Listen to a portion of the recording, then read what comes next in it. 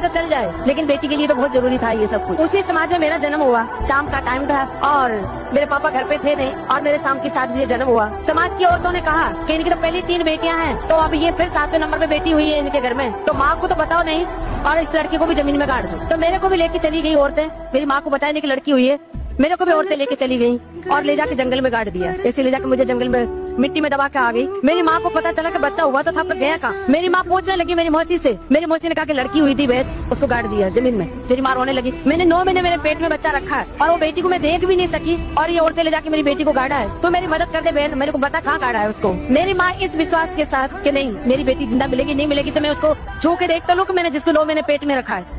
इस उम्मीद के साथ मेरी माँ चली गई जंगल में मेरी मौसी के साथ। मुझे तो खोद के निकाला तो मेरी सांसें चल रही थी और मैं मेरी माँ को जिंदा मिली। ऐसे करते करते मैं 7-8 साल की थी। उस घर में मैं डांस कर रही थी और वहाँ पे टूरिज्म डिपार्टमेंट के लोगों की नजर पड़ी। उन्होंने मुझे स्टेज तक आने का मौका दिया। जो भी मुझे देखते ये कहते कि ये लड़की बहुत आगे जाएगी, बहुत आगे जाएगी, इसे भगवान ने वो कला दी। उस आगे के चक्कर में मैं 100 पैसे कम नहीं जा। उसी आगे के चक्कर में मुझे भारत सरकार ने पद्मश्री दी।